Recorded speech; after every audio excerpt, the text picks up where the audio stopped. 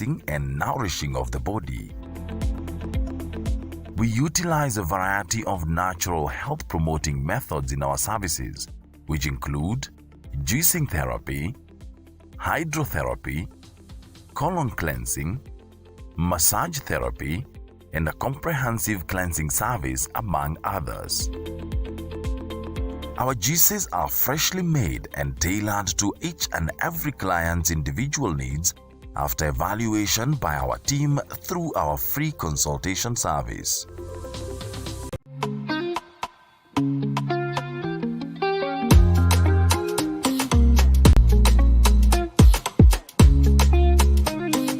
The following program is rated PG. Parental guidance is recommended.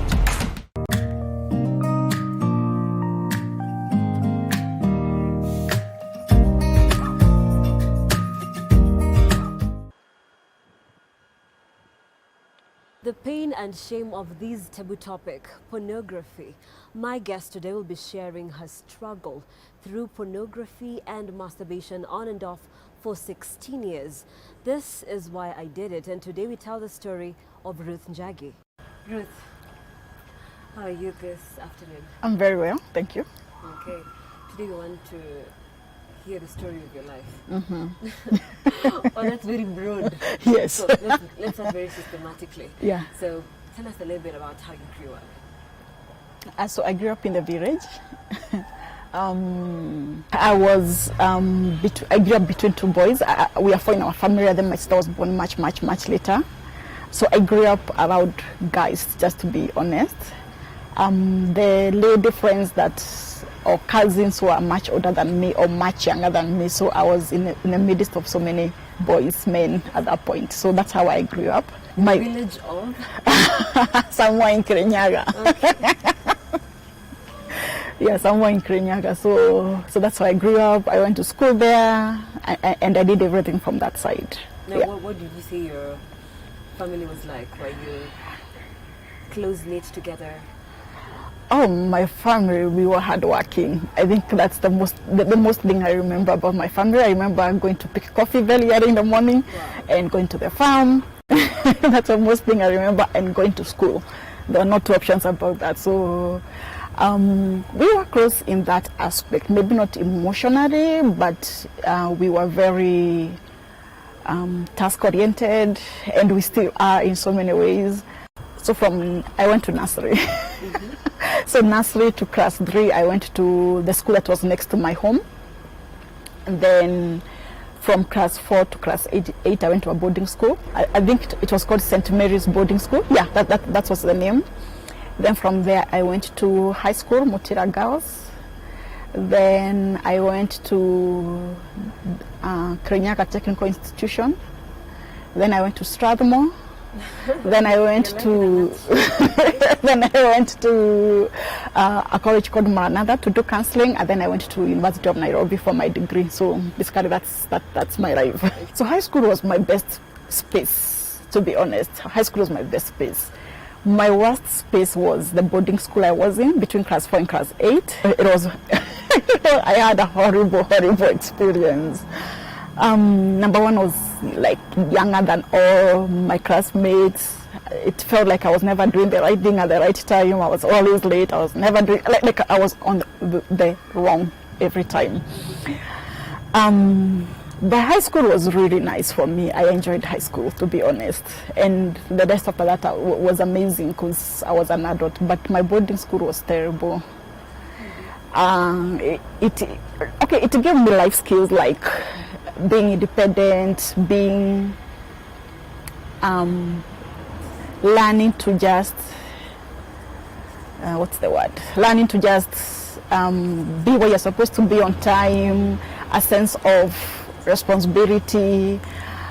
St. Mary either made criminals or made good people. So it was really a choice.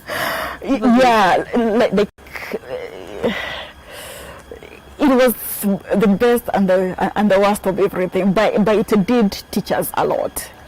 So you are either going to turn to be a criminal, and a good one for that matter, but also if you turn to the right side, you're also going to be good. it was a mixed school, so that was interesting to just like stay and live together. But I think apart from personally being on the wrong side with my homework and my duties, the school was really nice in itself. Like we were taken care of, we were well fed. The hospital, like we got sick, they took care of us. So I feel like that in that aspect was really, really nice. And I believe the people who had a very good time in that school, it just personally, I was always catching up, to be honest. I was always catching up. And I think the worst thing that happened is when I left the primary school, I realized I was traumatized by the whole experience. And you were quite adjusted. There's a lady who called my name, and I remember freezing, like having a panic attack, because I was so sure this teacher, she's my friend now, but I was so sure this teacher is going to call me and punish me because I didn't do my homework, or I didn't do my, so I felt like I didn't know what that was, but I remember after going to high school, I dropped my middle name, and I've never used it since then. So because of the trauma, because you used to get into trouble. Yeah, yes. Yes. So I got done with school.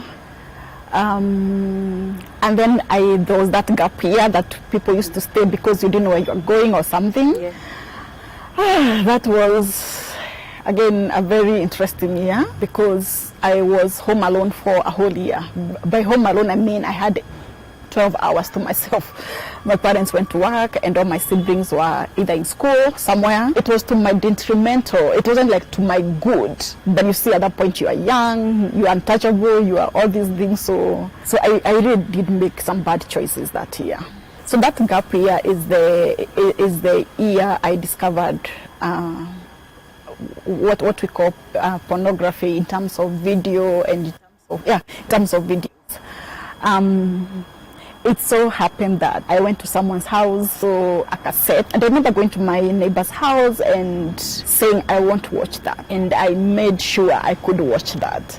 I'm a very resilient person, just for the record, and yes, and I was able to actually use. Okay, so what happened was we had a TV, but we didn't have a VCR recorder. Mm-hmm. My friends, where this video was, they had a VCR recorder, but they didn't have a TV. So I was like, which is easier to move without being spotted? Mm-hmm. You know, the village, people take care of each other, they notice things. So I decided the easier thing to do is move a VCR reader. It's lighter and nobody knows what you're carrying. So I went there, I carried it back to my home. I called someone else and said, hey, there's this cleaner, because I don't even know how to connect the machines. I was like, hey, come connect for me. There's something I need to watch. And I remember seeing that and being very disappointed because I don't know what I was hoping to watch, but I didn't get it in that VCR. Other opportunities came, but that, remember, was my first. Mm-hmm. That was the first time I think I did. So it was a pornographic film. Yes, yes, it was.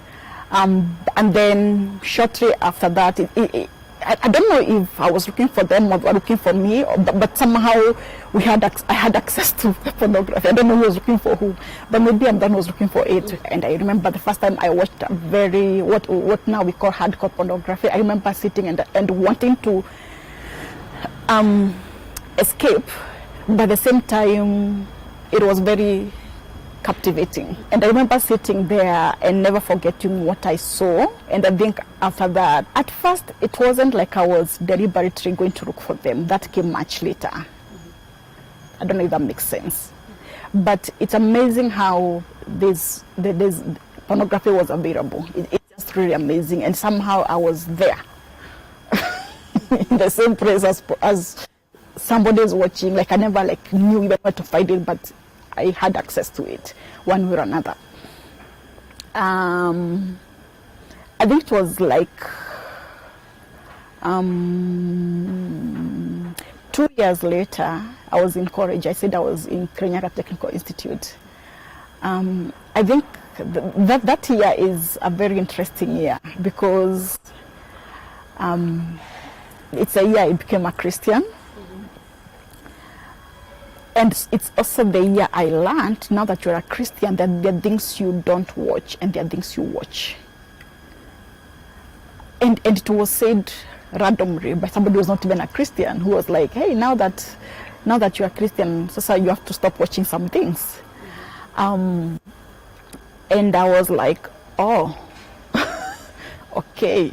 So so when people like when there's an opportunity to watch porn, I would not be there. But then in my own time, I would, when nobody's around or something, I would go watch that. So it was almost like a secret that I was keeping. I got to know this much later, that there was a connection. But at this point, I didn't know. This time I was just, moving on with my life. But when I was a kid, I was sexually abused. That did affect me because, number one, I didn't tell anyone, so I didn't get any help. And also in high school, I did read a lot of books, like romantic novels. Yeah. So this was just graduating to the next step. Because the problem with being sexually abused, you grow up with a deformation in your brain. Like you grow up understanding sex very different from somebody who has not been sexually abused. And I didn't realize these things were forming my behavior. I didn't realize the abuse I received as a small girl was informing me, because I grew up with a skewed mindset about sexuality, even from that age. And you don't know, you just think it's a curiosity. It felt like at that point I was naming it a curiosity. But you see, it was just me trying to get help in the most horrible way I knew, in the most horrible way I knew, because I didn't know any better. But also it was also a good, for lack of a better word, it was working because it was an escape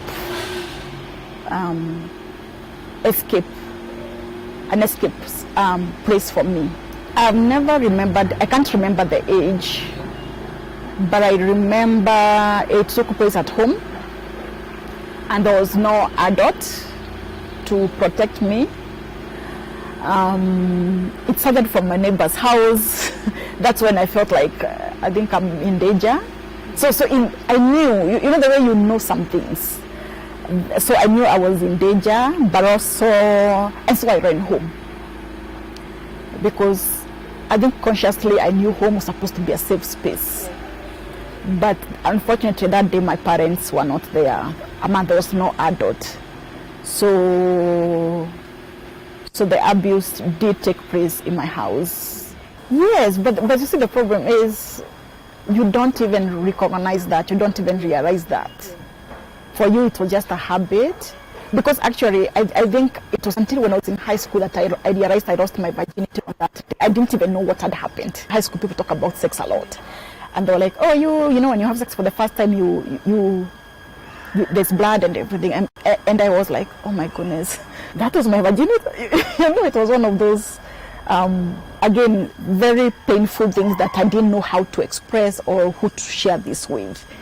And I now took on pornography as a safety net, because you see what abuse does, it takes you to either extremes. Some people, when they're sexually abused, they go on the extreme side, like no sex, nothing. They become what we might call asexual, for lack of a better word. And then now there's the other extreme that goes to whatever, the sky is the limit, like they go to the extreme.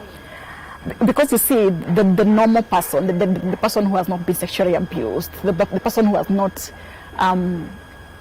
gotten this knowledge prematurely, because sex is very powerful in its own aspect, the way sex is. There's a normacy. It doesn't go to either extremes. But you see, for somebody who has been sexually abused, it's either or. You can go to this side, I never want to see a man in my life, I don't want to whatever you, or you can go to the other extreme of being very promiscuous, or just doing like looking for sexual content. Like for me, that's what I did. And And so this continued for many years. That's all I can say. Yeah, and masturbation. It's a cycle. Let me explain. It's a very interesting cycle. Because number one, let's say something at the point where it became a coping mechanism. So it would start, maybe I had a bad day somewhere. I mean, I'm living my life, I'm having a bad day. And what happens when you have a bad day? Your emotions are affected, right? And that meant that I had to raise my emotions. I had to feel good. Because that's what addiction does. Whether it's for pornography, whether it's gambling, whether it's alcohol, whether it's drugs, you're looking for that happy feeling. So now you go to porn. You go to porn, binge there for a few hours, then the season ends or the high ends, but then there's this horrible, disappointing feeling that comes after that. And so you go back to the same hole you are. Remember, you're feeling horrible about something. So now this is another, after going the cycle, you are left there feeling very guilty, very ashamed, like there's nothing, you're not feeling any good at all. So guess what you do? You go back to porn to make yourself feel better, and then you. So there's a vicious. Yes, so the cycle continues. Whatever made me have a bad day, I'm supposed to confront it and ask myself what's happening. Like I mean, that's what normal people should do, or rather a healthy person. But you see, for many people, we escape into pornography, into alcohol, into whatever, because we're trying. We can't deal with that. We're trying, and sometimes it's coming from a point of not knowing fully, not fully understanding. And so when you do the cycle, so you're working with this weight on your shoulders of shame and guilt. You can't smile, you lie when people ask you, are you okay? You lie, you miss appointments. So I mean, that's like the dark side. As you develop into the addiction, you start missing appointments, or you don't do your work as you're supposed to do. So there are all these things that are happening. But I think for me, because I was a Christian, I think for me, what was really affected was my relationship with God, because I was like, I was just here confessing. Now I'm back. Were you in a relationship, or what was your relationship like with the male gender? I've always had male friends. I've not dated a lot. And for me, I want to say it's because I chose not to. I don't know if that is normal.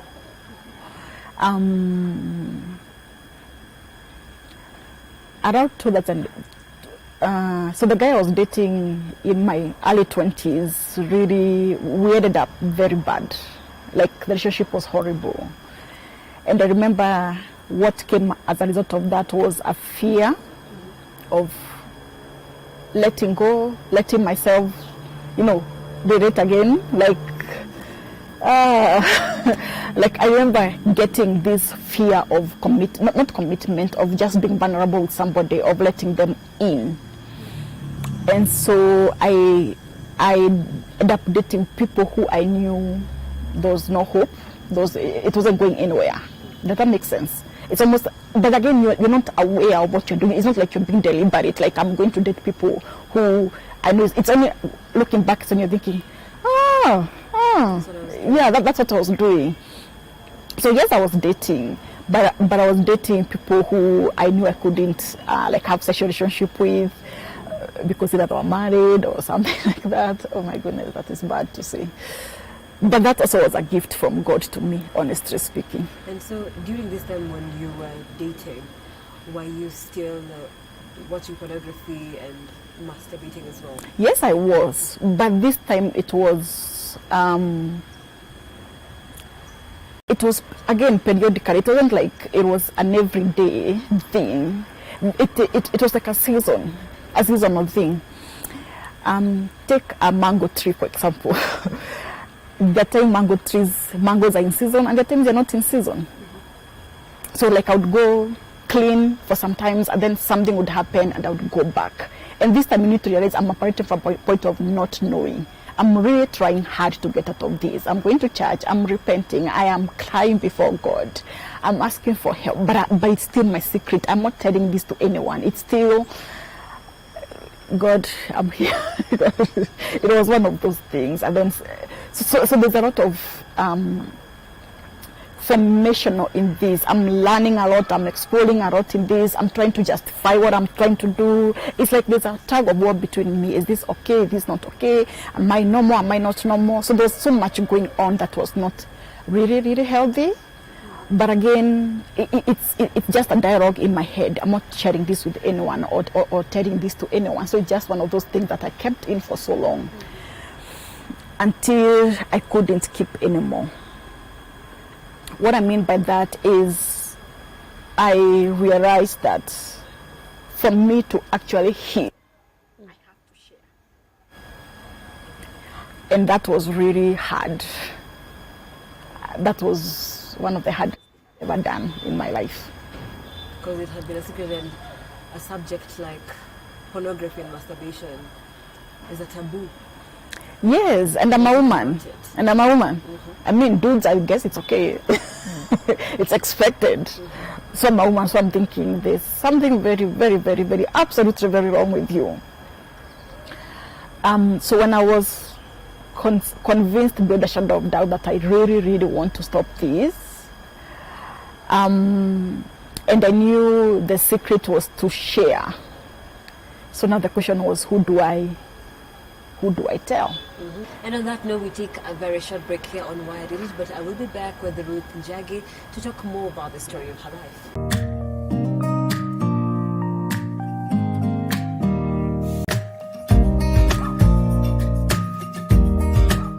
Like, follow, subscribe, click the notification button. Join the Look Up TV movement now.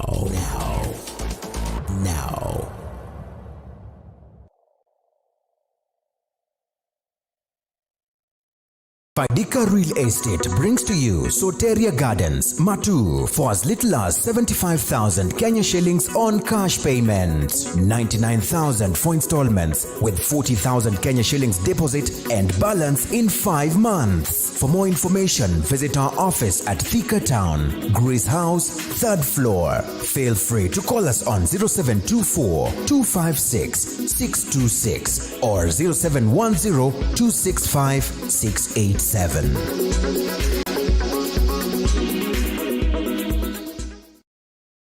Revival Sanctuary of Glory presents the 17th Burning Fire Conference from the 18th to the 25th of July at the Revival Sanctuary of Glory, Riruta, from 8 a.m. to 8 p.m. The theme will be Recovery All, hosted by Bishop Dr. Ken and Mercy Ken, alongside guest speakers Apostle Patrick Mureithi, Bishop Julius Tinkoe, Reverend Dan Mwirigi, Pastor Baraka, and guest singers Sarah Karanja, Boni Mwaitege, and Sarah K. For more information, call us on 0722 392 375.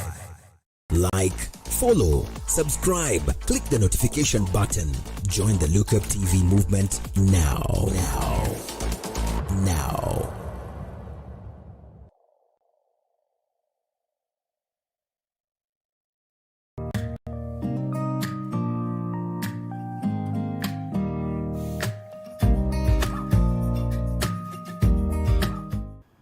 And welcome back. Thank you so much for staying with Look Up TV. This is Whyididit, and you can also engage with me for a chance to share your story of a restoration and transformation at Look Up TV on Twitter, Look Up TV on Facebook, and using the SMS number 20374.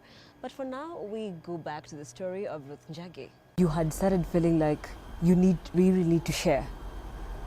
So then, who was this person you decided to share with? So I tried to share with my roommate. So I was working out in Mangu, the village, and I had a roommate, and she was a Christian. And I think one day after we get away, because we all went to our own times. This time she went to a retreat. And when I asked her how the retreat was, I remember her saying, it was very nice, and the people who had sexual issues were prayed for, and such and such. But I didn't hear contempt in her voice. And somehow I believed with all my heart I was going to be safe with her. I don't know how, but I was 100% convinced. You could trust her? I could trust her. Okay. And so when we went to the house, I gave her my journal to read. I couldn't say the word pornography at that point, and me in one sentence. So I gave her my journal to read. And my friend broke the lie that I was believing. The lie that if I share, I would be judged. The lie that if I share, people will not accept me as I was, or something like that. So that lie had been keeping me hostage for so long to never share. And so, because what she did is she treated me as she had before. It's like she didn't know anything new about me. The way she loved me, the way we talked, nothing changed. Like there was no even a moment of silence or what have you. She was very, that was the best gift she should have given me at that point. So it didn't bring about healing per se, but I realized it was the first step in this journey of healing. So after that I talked to someone else, and someone else, and someone else. But again, I'm not getting counseling or anything, it's just a conversation. Did your family know? No. Right. I mean, some knew, but they didn't know it was a problem. Does that make sense? So they knew that you were actually watching pornography. They knew it? No, actually, no, they didn't know. Okay. They didn't know. At this point, no, I don't think anyone knew. So what happened was, so I'm talking to a few people here, and they're the people that I feel safe with, but we're not actually getting like procedures or help to actually stop it. But by sharing, I'm getting, it's like again, what I feared about being judged, that lie is being broken over and over, like, because people are still accepting me, they still remain my friends despite knowing this about me. So what happened was, a few years later, and that was 2011, I remember there's this person who came to our church, and he came to teach on sex addiction. So there was the option for the class, and there was the option for counseling. Okay. I chose counseling because I knew I already had a problem. Yeah. And that's the day I sat down, and he asked me that famous question: when did you learn about sex, or how did you learn about sex? And that's when we went back to being sexually abused. Like that's the first time I actually sat with those emotions and those and that reality. And I remember feeling angry, like, oh, I was so angry. I was angry at my abusers. I was angry at my mom, because I didn't understand where she was. I mean, at the time when you were being abused? Yes. I mean, as an adult, there's a way an adult argues, and as a child, so the child in me was like, I mean, I don't care where you are, I don't care you are at work or what. I have never known exactly where my mom was, but I remember feeling very angry towards her. And I think 3 days or 5 days later, I was actually able to sit down with this pain and give it to God and cry and cry and cry and cry and forgive. And when I mean crying, I'm saying crying from my stomach. It's not it's not tears. It's just, it's like groaning. I groaned for that small girl. I groaned so much. And what happened after that is that I was actually able to forgive the people who abused me, or rather the boys who abused me, and I was able to forgive my mom. And also later on, I shared with her that I was sexually abused. What was it like when you shared with her? She made me understand. I don't know what I was expecting, to be honest, But she made me understand that, what did she make me understand?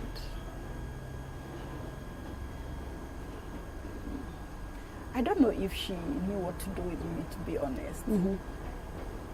I mean, it's how you're talking to a 20-something old person at this point, and they're telling you, hey, when I was a child, I was sexually abused, so what do you do? It's a difficult It's a moment. difficult topic. But also I feel like I was able to process that. And for me, the gift was that my mom understood. She didn't call me crazy. She didn't tell me I invented this. I think for me, that was also a gift in the right direction, because it would have really broken me if she said, no, you're imagining this. But she didn't. And so she sat to that information, and I sat to that information, and I was no longer angry at anyone, for that matter. And then I went back to church very happy, so sure I'm done with this addiction. So when I went back to it, I believe that's when the self-loathing started. Now I began hating myself, because I felt I had taken care of everything that was. Here you are, you have reconnected Yes. with Christ. I've connected with Christ. He's my body. I have dealt with being sexually abused. So why am I still here? And that was a very, very, very tough time, because now I was hating myself. At the same time, I stopped going to church. It wasn't making sense anymore. Because I wasn't getting the help I needed. I wasn't feeling judged or anything, but I wasn't getting the help I needed. So I was just like, something has to give.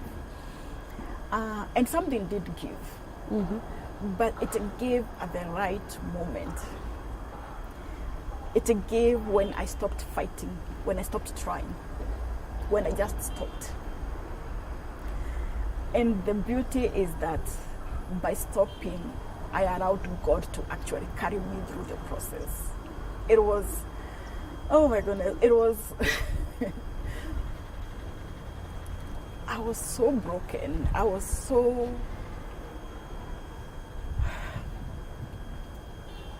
done. I didn't have a scripture to pick myself up. I didn't have anything. And I was this close to giving up salvation, because it wasn't making sense. I mean, The change you were really looking for. no, I was feeling like a hypocrite in terms of, I say I'm a Christian, I'm doing this, I'm tired and sick of it, I'm tired and sick and tired of it, but it's not going away.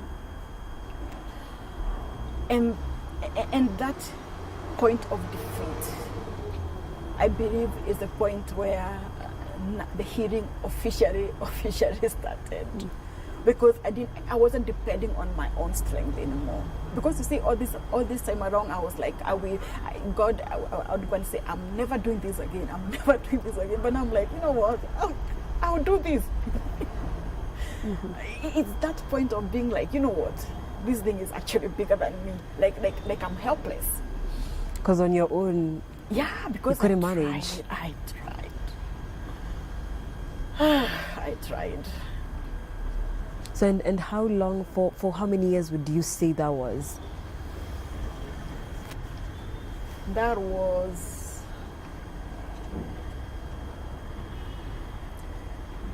almost, I think, 16 years on and off. Okay, it's a long time. It's a long time. So to be honest, I'm really trying to love God, and God is trying to love me the best I can understand. So around this point is when I met Juliana. I met her husband first, and we were missionaries in Kenya, just the 3 weeks in. And I remember we were in this meeting together by accident or by God's divine intervention. And Juliana's husband, Brandon, was not even supposed to be in that meeting. Her dad was the spokesman, but then he invited Brandon to come and speak. And Brandon spoke, and he said something that I was like, I don't know what that man has, but I want that. And so after the training, I went and told him, can I get discipled? Can I be discipled? This is 12 years after becoming a Christian. I have never, yes, I'm a Christian, but nobody has sat down and said, this is what it means to be a Christian. This, you know, to be a disciple, this is how you walk like Christ. This is what it means to walk like Christ. And so I began meeting with Juliana 3 weeks later after that initial meeting with Brandon. And I remember sharing with Juliana about my struggles, and she cried for me. And that was new. It's amazing how we can condemn without condemning. We can say words that are very subtle, and they still keep pushing you towards something. And so what happened is that there was a guy called Humphrey, and for some odd reason he was sending me Bible verses. I don't know why, but it so happened that the same scripture we're discussing with Juliana is the same ones he was sending me, and he didn't know. And I learned I am a sinner. I learned I will never make it on my own. And I learned this one is where you tell God, you know what, I'm help me. Help me. And it meant dealing with everything and anything. Because remember what I said before, the triggers, porn was an escape. It was my way of telling the world, help me. It was a cry for help. It was a cry for help. And I know at all this time, I was looking at it as immorality, and it is, but it's also a sickness. You become so dependent on it to help you feel better, to escape. And so during that, after meeting Juliana, so what they did is they welcomed me so much into their space. We still met regularly, and I was discipled what it meant to be a Christian, and I began seeing myself different. I began understanding. My behavior does not constitute to my Christianity. My Christianity is solely based on the work of Christ on the cross. And that was so liberating, because it's almost like a weight was taken off my shoulders. Because you see, when you can't earn. It's a gift. All you can do is take. And you see, when it's a gift, you can go tell God, by the way, today is a bad day. Today is a bad day. This idea. Help. And I learned to talk to him about anxiety, because I really struggled with anxiety. Anxiety about the future.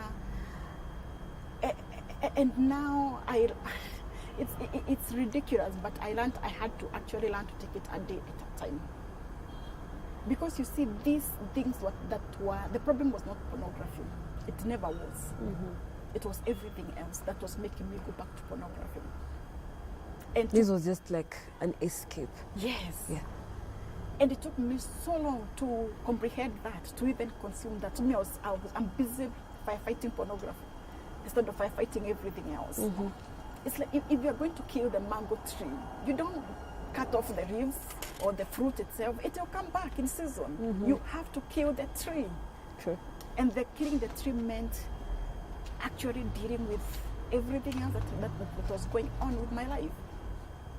And I think one of the things I had to face was fear of pornography. Actually, I had a fear of pornography, a holy fear of pornography, because of how much I had tried by my own strength to keep on quitting and never realizing. I honestly believed it was stronger than me. So it's almost like, it's like I'm helpless. But getting to realize, guess what? No. The things we fear, they happen to us. That's in Job. The things I feared most happened to me. Because it's like you realize you're helpless. But once I began learning my identity in Christ, began dealing with all the lies I had believed about myself. And by lies I mean unworthiness. I really struggled with unworthiness. It's amazing how. realizing it's not my job, it's not what I've accomplished that defines me. It's actually my identity, that I'm a child of God, and He loves me somehow. Learn to forgive myself. Okay. Because again, I couldn't accept God's love because I couldn't let go, I couldn't forget. I was like, but I did this yesterday, but you know. So it was always haunting you. Yeah, it was always haunting you. And you know the verse that says that the devil is accuser of brethren. So you see, anyone has a choice to be like, you know what, yes, that was yesterday. Forgiven, forgotten. And that's the truth. What you did yesterday, what I did 2 hours ago is forgiven and forgotten as long as I've repented. And let go. Let go. Realizing that, honestly speaking, there's nothing, like even now I can't boast and say, you know what, I conquered pornography. That would be a lie. Jesus conquered that for me. Okay. He showed me who He was. He showed me I am the light. Love me better than this. He gave me a better one, choice to choose from. His love was greater. And when you got to that point, so before you had been getting into pornography because you had a bad day. So did you get alternatives? Yes, the alternative was asking questions quickly. The thing is, if you have been into pornography for so long, or if any addiction, you see it coming. It just doesn't happen to you. You start feeling.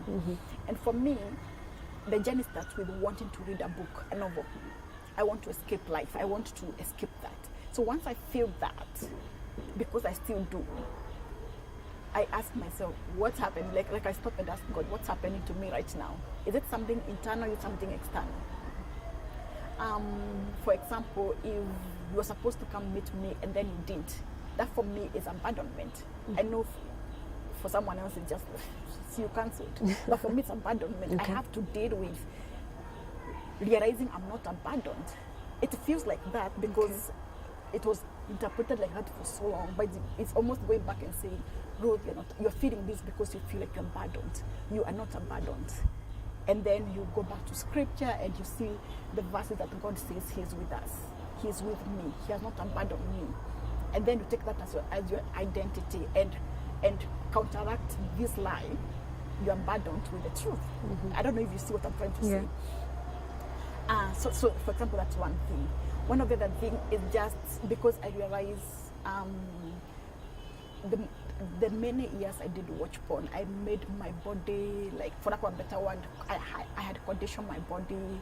On this time we watch porn, this day we watch porn, something like that. Even when that came, I would be like, God, I'm here. Please help me.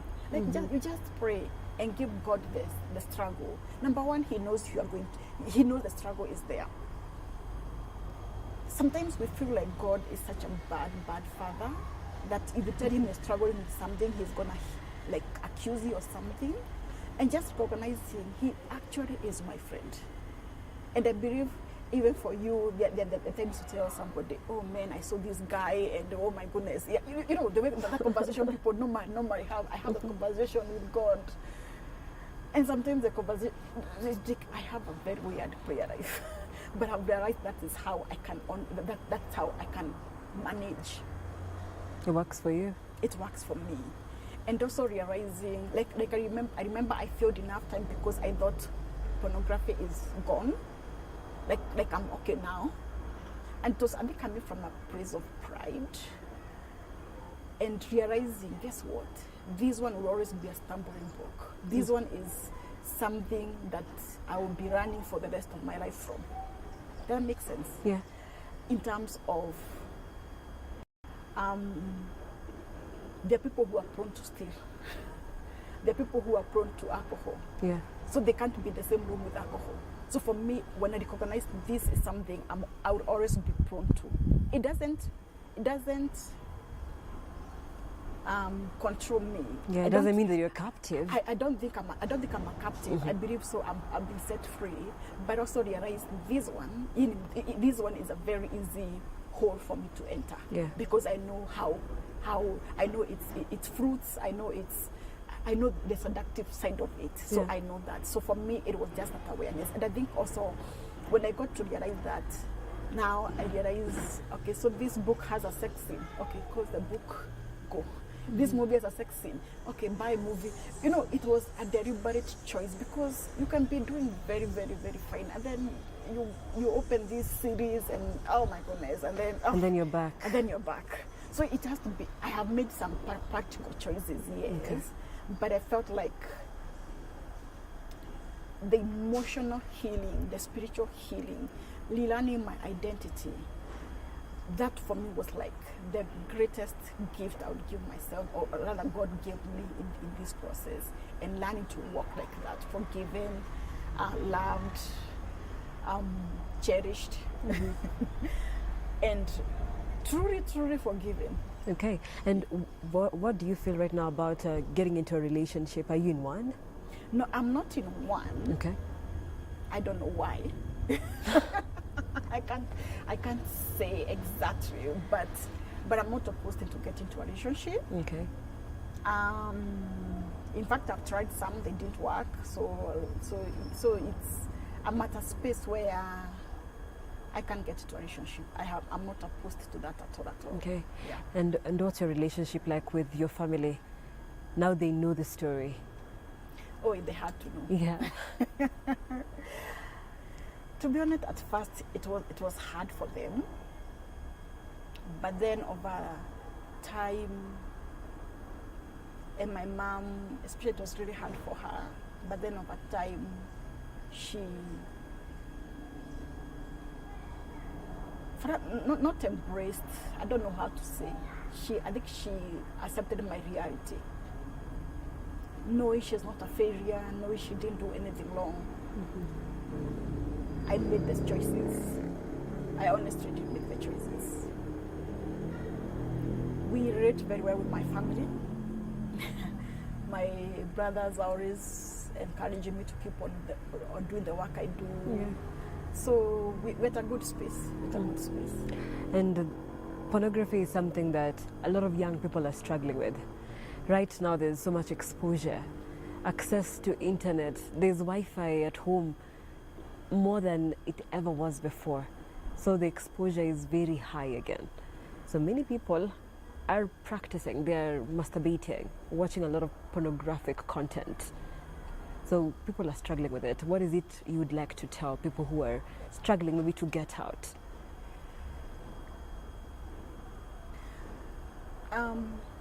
Pornography, how do I explain it?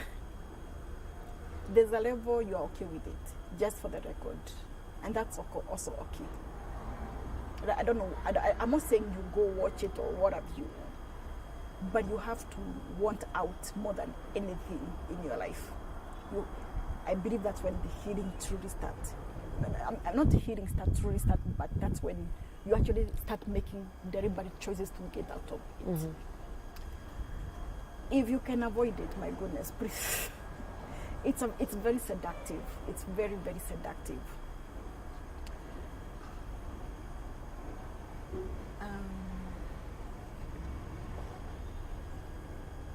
So I have two suggestions. There are people who have pornography in their like phones, memory, and everything, and computers.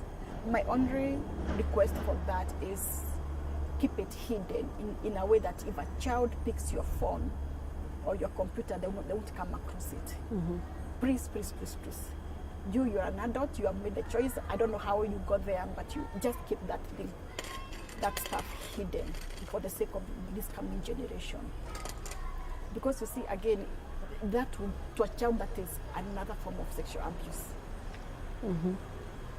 So if you're watching pornography, I mean, I don't know how to explain to you that it's harming you. You already know that. It's distorting your mind. You already know that.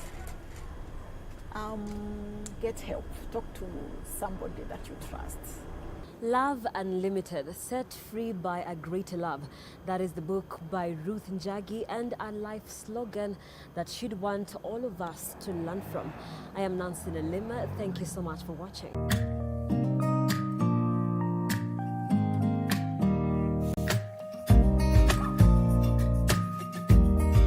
Like, follow, subscribe, click the notification button. Join the Lookup TV movement now.